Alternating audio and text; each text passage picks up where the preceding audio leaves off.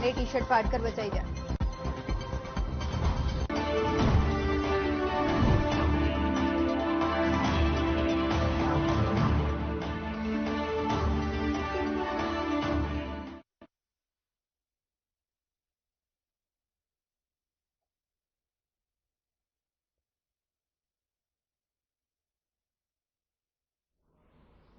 नमस्कार, बुलेटिन में आपका बहुत बहुत स्वागत है। मैं हूं आपके साथ दीपिका ओझा। चलिए शुरुआत करते हैं खबरों की। सीएम मनोहर लाल ने महिला सशक्तिकरण को लेकर ट्वीट किया, जिसमें उन्होंने लिखा कि प्रधानमंत्री नरेंद्र मोदी के मार्गदर्शन में पिछले 9 वर्षों में देश की आबादी यानी महिला शक्ति के जीवन में सकारात्मक बदलाव आने के लिए केंद्र सरकार ने नई कल्याणकारी योजना और लाभकारी नीतियों की शुरुआत की। 9 years of women lead development के तहत अब भारत की नारी चूल्हे चौके या घर की दहलीज तक ही नहीं सिमट कर रह गई, बल्कि नए भारत की नारी शक्ति महाशक्ति के रूप में उभरकर मौलिक रूप से सशक्त और आत्मनिर्भर बनी है।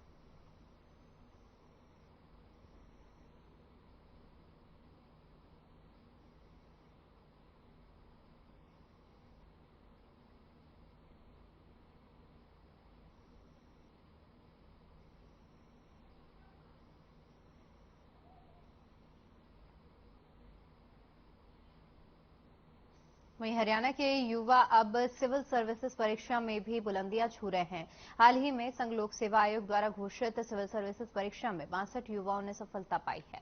प्रदेश के युवाओं को प्रतियोगी परीक्षाओं के प्रति आकर्षित करने के लिए सरकार ने सिविल सर्विसेज परीक्षा में चयनित युवाओं को सम्मानित किया। सीएम मनोहर लाल ने हरियाणा के 63 अभ्यर्थियों को सम्मानित किया। इस मौके पर सीएम के मुख्य प्रधान सचिव और मुख्य सचिव संजीव कौशल और पुलिस महानिदेशक साथ ही साथ प्रधान सचिव भी मौजूद रहे।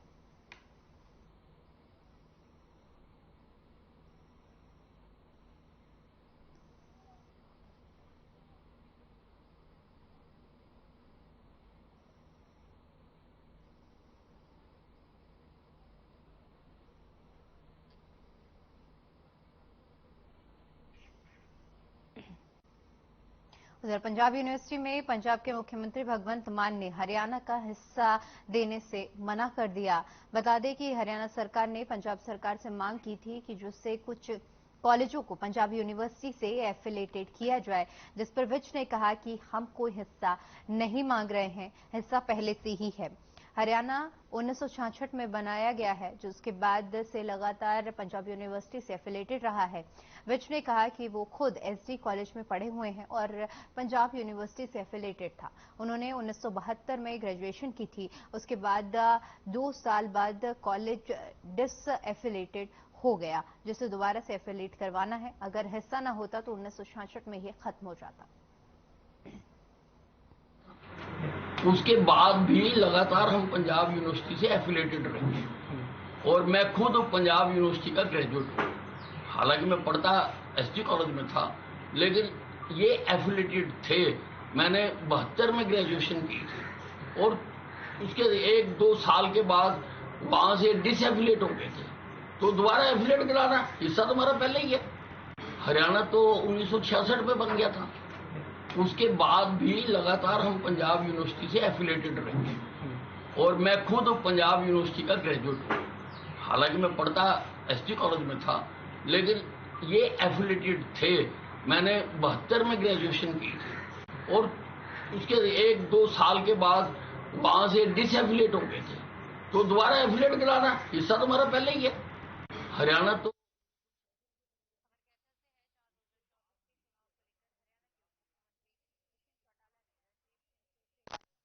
कैथल में कांग्रेस बैठकों में शिरकत की। पत्रकारों से बातचीत करते हुए दुष्यंत चौटाला ने एसवाईएल के मुद्दे को लेकर कहा कि सुप्रीम कोर्ट राम मंदिर बनाने की तरह ही इस पर फैसला सुनाए। वहीं हरियाणा बीजेपी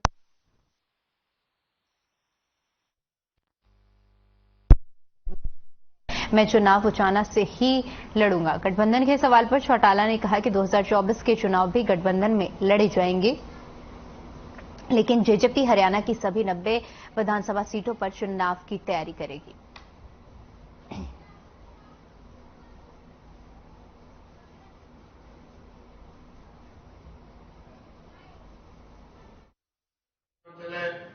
मैं तो सुप्रीम कोर्ट, क्योंकि इसके अंदर पीछे उनने दोबारा आदेश दिए हैं, उनके ऑर्डर का इंतजार करूंगा कि वो जिस तरह राम मंदिर के ऊपर उनने ऑर्डर दिया है, एसवाईएल पे उनका ऑर्डर आए और इसका निर्माण हो। हिमाचल सरकार के साथ जो मीटिंग चल रही है सर, वहां से नहीं, हिमाचल सरकार के अंदर इस विषय में चर्चा नहीं थी। 3 बांध हमारे बनने हैं यमुना नहर के ऊपर, लखवार, कसऊ और रेणुका, जिसके लिए प्रदेश सरकार ने अपने हिस्से का पैसा दे दिया है, उसके ऊपर चर्चा हुई थी। एक पीछे उनने मुद्दा रखा था सेस लगाने का, उस सेस को हरियाणा पंजाब ने उसका विरोध किया था, वो विड्रॉ कर लिया था।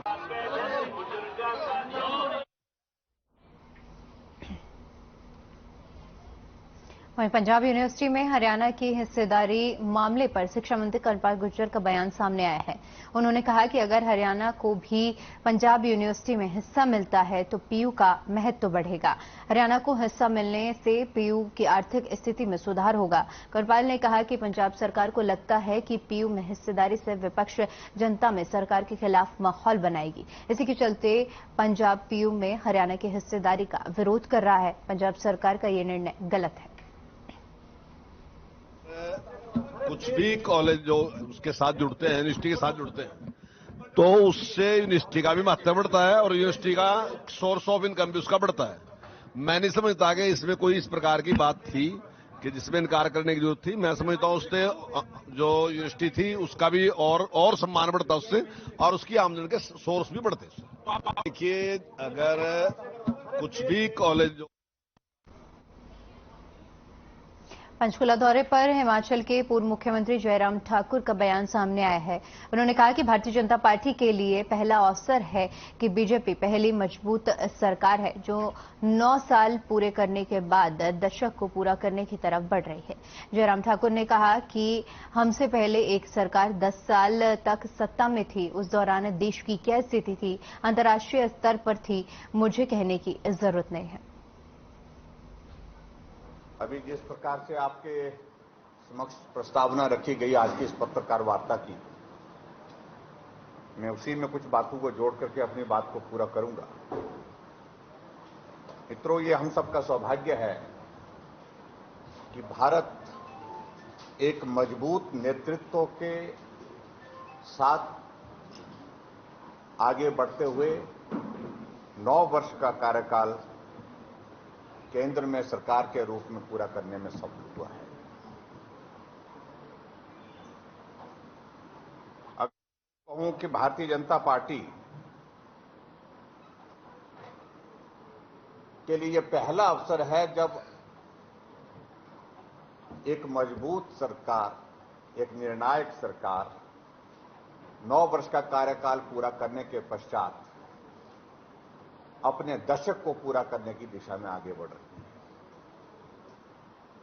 और एक दशक पूरा करने के साथ साथ दूसरे दशक की शुरुआत करने जा रही है।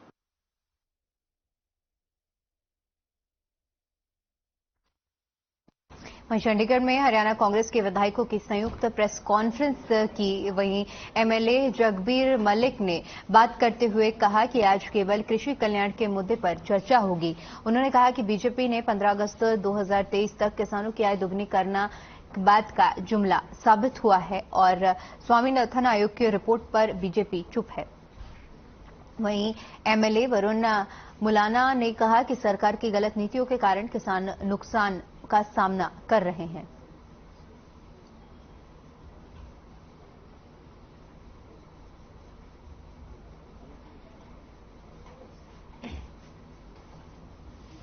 तकलीफ दुगनी से ज्यादा देती। देश के प्रधानमंत्री जी ने इन्होंने जो इस पर क्या ये घोषणा की थी, महंगाई किसान के लिए सबसे पहले तो कि 2022 जो कि आजादी का ज्यादा तकलीफ दुगनी से ज्यादा देती।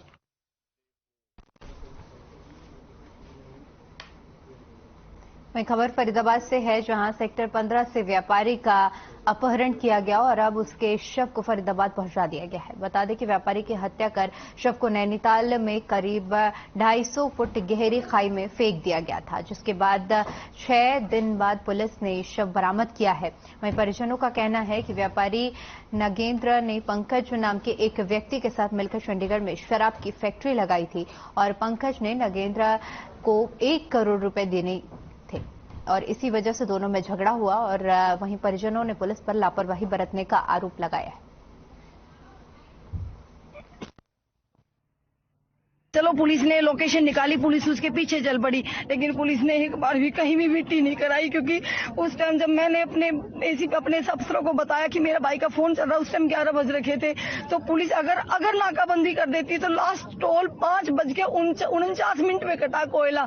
तो वो बंदा ब्रिज घाट सबसे पहले टोल आता है वो छिंदगरी जो 12:23 पे, उसके बाद है ब्रिज घाट जो 12:57 पे, उसके बाद वो बंदा अंदर हसनपुर की तरफ वो करता है, 4 घंटे वो वहां गाड़ी घुमाता है। उसके बाद वो जिया टोल नहीं जाता, अगला पड़ता है मियादपुर इकरोटा, वो कट रहा है 5:22 पे। उसके बाद जो लास्ट टोल कटा है वो है 5:49 पे। जब पुलिस को ये पता था कि बंदा वो है, तो मुझे बताइए तो टोल पे नाकाबंदी क्यों नहीं करी? और वो 4 घंटे संभल शहर जो है हसनपुर वहां घूमा है।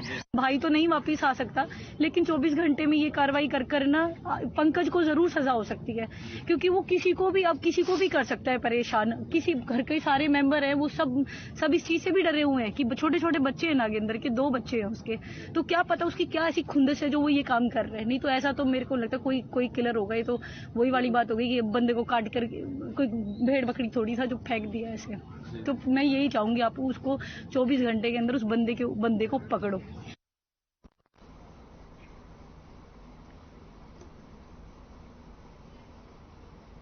साइबर सिटी गुरुग्राम में आज भी सफाई कर्मचारियों की हड़ताल जारी है। सफाई कर्मचारी लगातार वेतन वृद्धि की मांग के चलते हड़ताल कर रहे हैं और इसी के चलते साइबर सिटी गुरुग्राम में अलग अलग जगहों पर कूड़े के ढेर लगाए गए हैं। वहीं कर्मचारियों का कहना है कि जब तक उनके वेतन में वृद्धि नहीं की जाएगी तब तक उनकी हड़ताल ऐसे ही जारी रहेगी।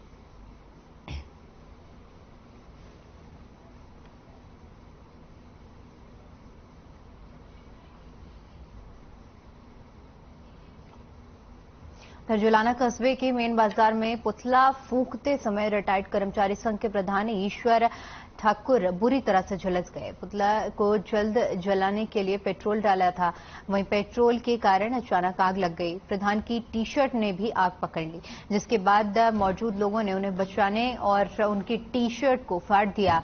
ईश्वर ठाकुर ने उसके बाद भी हौसला नहीं हारा और सरकार के खिलाफ जमकर नारेबाजी करते हुए रोष प्रकट किया। बता दें कि खिलाड़ियों के समर्थन में पूर्व खेल मंत्री बृजभूषण शरण का पुतला फूंक रहे थे।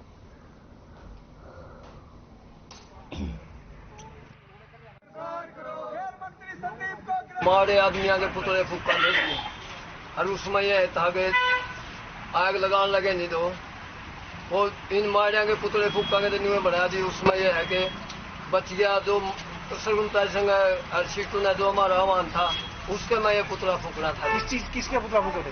ये बृजभूषण है जी, जो पहलवान के साथ तानाशाही और जो ये बलात्कार के बले में उस पर एक संदीप है जी, उसके बारे में थे जी।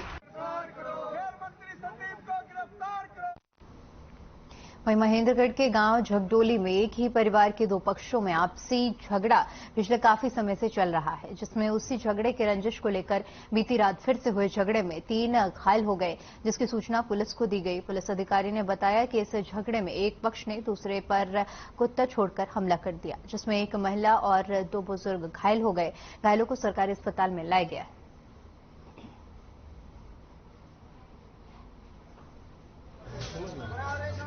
सर ये आपस में जो है ये रंजिशबाजी है, इनकी परिवार के ही हैं ये, और कई बार हो लिया इनका झगड़ा।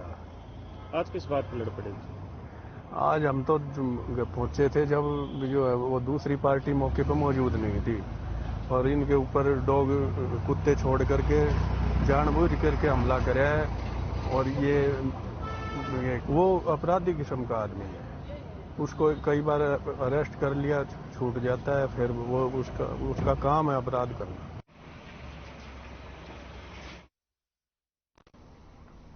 खबर फरीदाबाद से है, जहां बीजेपी के प्रदेश प्रभारी विप्लव देव ने फरीदाबाद स्थित अटल कमल कार्यालय में कार्यकर्ताओं की बैठक हुई। बैठक के दौरान केंद्रीय राज्य मंत्री कृष्णपाल गुर्जर, कैबिनेट मंत्री मूलचंद शर्मा, विधायक राजेश नागर, विधायक सीमा त्रिखा, विधायक जगदीश नायर, विधायक दीपक मंगला, विधायक नरेंद्र गुप्ता, जिलाध्यक्ष गोपाल शर्मा, पलवल के जिलाध्यक्ष चरण सिंह तेवतिया भी मौजूद रहे। थोड़ी देर में प्रेस वार्ता को संबोधित किया। महाजनसंपर्क अभियान के तहत प्रेस वार्ता की गई।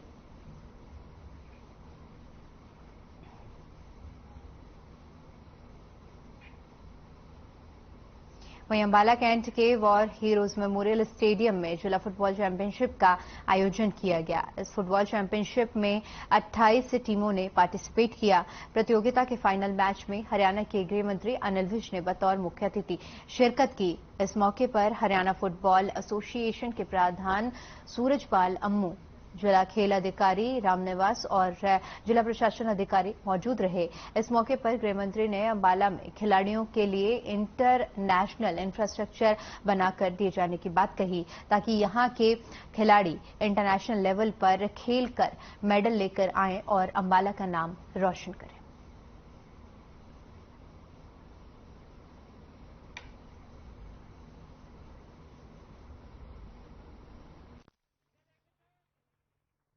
हाँ, अंबाला में बहुत अच्छा फुटबॉल था। ये सारा नेशनल बड़ी बड़ी टीमों को, मोहन बगान जैसियों को यहां हराया जाता था, लेकिन इंफ्रास्ट्रक्चर ना मिलने की वजह से हमारे खिलाड़ी पीछे रह गए। तो अब हम इनको अंतर्राष्ट्रीय स्तर की यहां सुविधा मुहैया कराई है और पहली बार अंबाला छावनी में 28 टीमों ने अंडर 14 और अंडर 17 में पार्टिसिपेट किया है। ये बहुत बड़ी बात है। मैं अंबाला के फुटबॉल को पुनर्जीवित होते हुए देख रहा हूं और यहां से टीमें जाएंगी, वो नेशनल में भी खेलेंगी, एशियन में भी खेलेंगी, ओलंपिक में भी खेलेंगी, कॉमनवेल्थ में भी खेलेंगी और हरियाणा का, अंबाला का और इंडिया का नाम रोशन कर। सोमवार को कृषि मंत्री जेपी दलाल भिवानी पहुंचे। इस दौरान उन्होंने अपने आवास पर जनता दरबार लगाकर लोगों की समस्याओं को सुना, जिसके बाद वो मीडिया से मुखातिब हुए और देश प्रदेश के ताजा हालातों पर अपनी राय रखी। इस दौरान उन्होंने कांग्रेस को आड़े हाथों लिया। कृषि मंत्री जेपी दलाल ने रेल हादसे पर दुख जताते हुए कहा कि पूरा देश और पीएम मोदी मृतकों के परिजनों के साथ हैं। इसके साथ ही उन्होंने कहा कि इस हादसे की सच्चाई सीबीआई जांच के बाद सामने आएगी। साथ ही कहा कि देश में पिछले काफी सालों से रेलवे सिस्टम में सुधार किया गया है। नई तकनीक का प्रयोग कर रेलगाड़ियों की गति बढ़ाई गई है, जिसके चलते दुर्घटनाओं में काफी कमी आई है।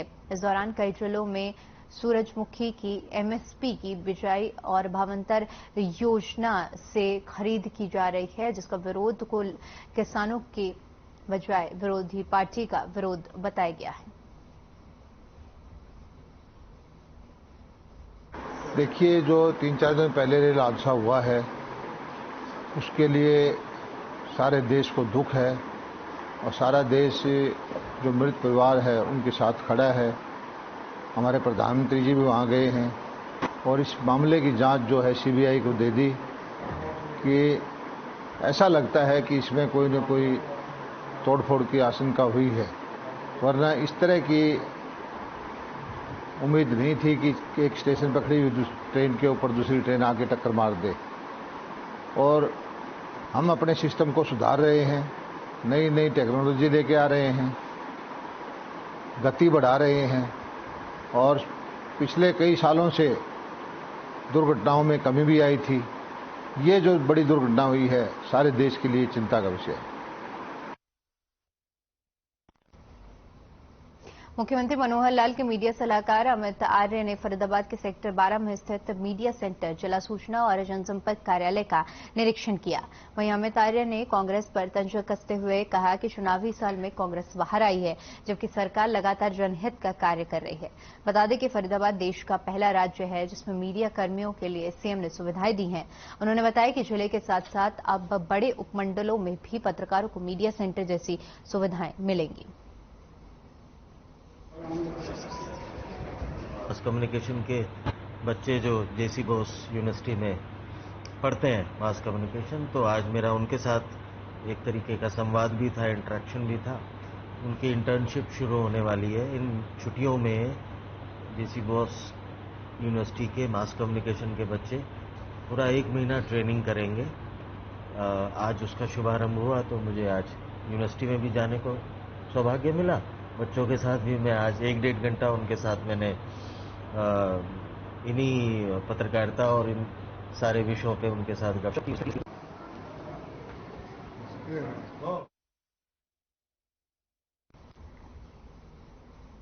उधर भिवानी में सीएम फ्लाइंग की टीम द्वारा लगातार अलग अलग विभाग में ताबड़तोड़ छापेमारी की जा रही है। इसी कड़ी में आज रोहतक रेंज और भिवानी सीएम फ्लाइंग द्वारा समाज कल्याण विभाग की रेड की गई। रेड के दौरान विभाग का रिकॉर्ड चेक किया गया।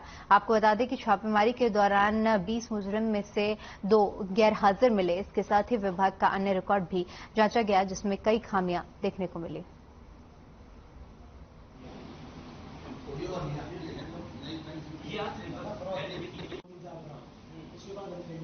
सीएम फ्लाइंग स्क्वाड रोहतक के साथ एक कंबाइंड टीम बना करके जिला कल्याण समाज अधिकारी के कार्यालय में रेड की गई है, जहां पर 20 मुलाजिम तैनात हैं, जिसमें से 2 आज गैर हाजिर पाए गए मौके पर।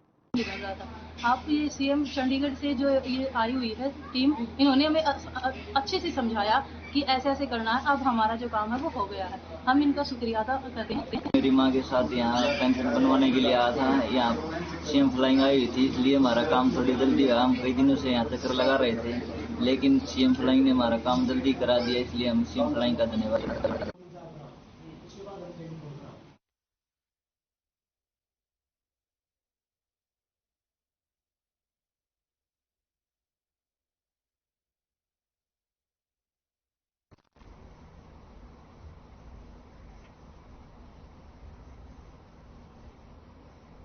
चलिए, फिलहाल के लिए इस बुलेटिन में इतना ही। बाकी तमाम बड़ी खबरों के लिए बने रहिए हमारे साथ। नमस्कार।